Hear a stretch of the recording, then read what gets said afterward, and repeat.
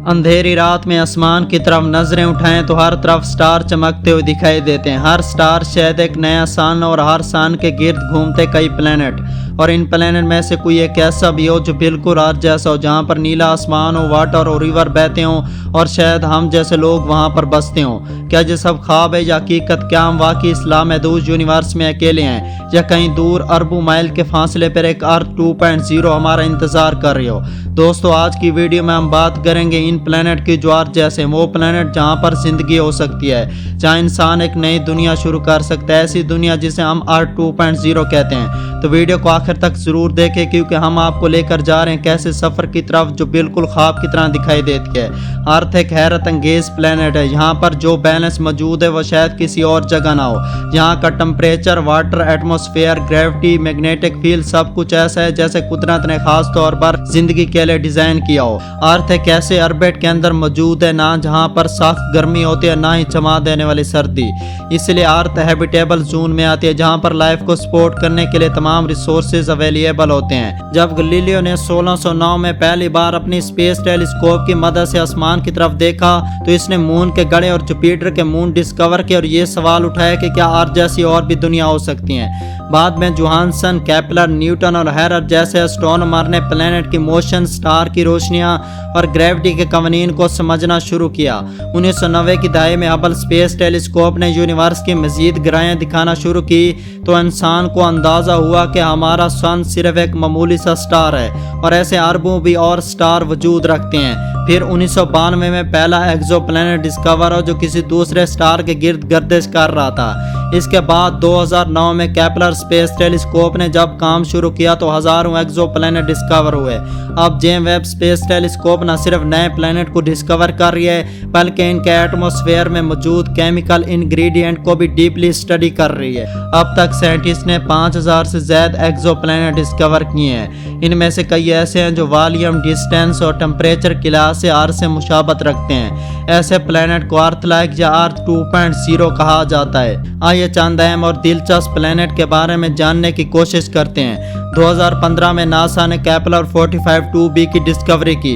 यह planet earth से 1400 light year के फासले पर है और सन जैसे स्टार के गिर्द चक्कर लगाता है। इसका वॉल्यूम जमीन से 60% ज्यादा है और ये अपनी गैलेक्सी के हैबिटेबल जोन में मौजूद है। इसे अर्थ बिगर कजन भी कहा जाता है। कुछ साइंटिस्ट मानते हैं कि अगर इसके एटमॉस्फेयर में वाटर मौजूद हुआ तो वहां पर लाइफ पॉसिबल हो सकती है।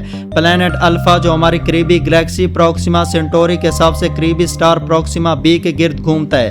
यह अर्थ से सिर्फ 2.4 लाइट ईयर के फासले पर है। साइज में यह अर्थ जैसे और अपने स्टार के हैबिटेबल जोन में आता है। प्रोक्सिमा बी के ऊपर अगरचे रेडिएशन मौजूद है लेकिन अगर वहां पर मजबूत एटमॉस्फेयर हुआ तो ये लाइफ के आसार को महफूज रख सकता है। 2017 में डिस्कवर होने वाला ट्रैपेस-1 सिस्टम वाकई हैरानकुन था। ये सिस्टम एक छोटे से सर स्टार के ऊपर मुश्तमिल था जिसके गिर्द 7 प्लैनेट घूमते थे, जिनमें से 3 प्लैनेट अपने स्टार के हैबिटेबल जोन में आते थे। इन प्लैनेट का साइज, टेम्परेचर और अर्थ जैसी मुशाबत इन्हें सबसे ज्यादा प्रोमाइजिंग बनाती है। साइंटिस्ट इन पर वाटर, फिजा और मुमकिन तौर पर लाइफ के आसार की तलाश में है। जेम्स वेब स्पेस टेलीस्कोप ने कुछ ऐसे प्लैनेट डिस्कवर किए हैं जिनके एटमॉस्फेयर में वाटर के ड्रॉपलेट, मीथेन, कार्बन डाइऑक्साइड और दीगर हयातियाती अनासर की मौजूदगी के आसार मिले हैं। इनके ऑब्जर्वेशन ने दुनिया भर के मेरीन को चुका कर रख दिया है। ये वही गैसेज है जो अर्थ के ऊपर लाइफ को सपोर्ट करते हैं, इसलिए ये इम्कान बढ़ जाते हैं कि कहीं ना कहीं लाइफ जरूर मौजूद है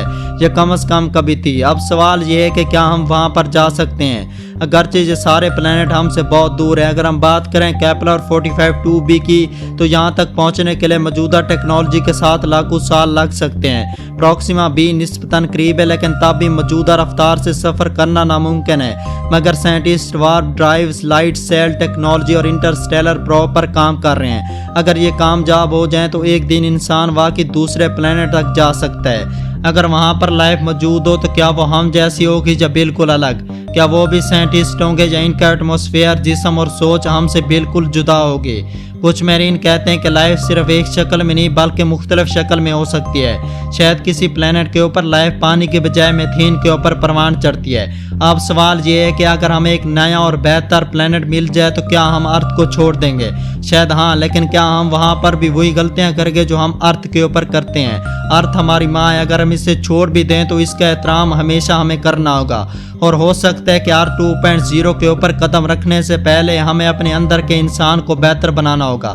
دوستو، R2.0 کا تصور صرف ایک سائنسیفک کنسیپٹ نہیں، یہ انسان کی بقا کی امید ہے۔ ہم ایک ایسی دنیا میں رہتے ہیں جو نایاب ہے، انمول ہے۔ اگر ہم نے اپنی ارتھ کا خیال نہ رکھا تو شاید یونیورس کا کوئی بھی پلینٹ ہمیں قبول نہ کرے۔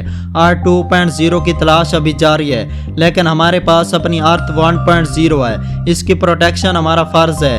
اگر آپ کو یہ اسپیس سیریز پسند آئی ہو تو ویڈیو کو لائک کریں، چینل کو سبسکرائب ضرور کریں اور کامنٹ میں ضرور بتائیں کہ اگر آپ کو موقع ملے تو کیا آپ دوسرے پلینٹ کے اوپر جانا پسند کریں گے۔ ملتے ہیں اگلی ویڈیو میں ایک اور اسپیس سیکرٹ کے ساتھ۔ تب تک کے لیے اسٹار کو دیکھتے رہیے اور خوابوں میں R2.0 کی تلاش جاری رکھیے۔ اللہ حافظ۔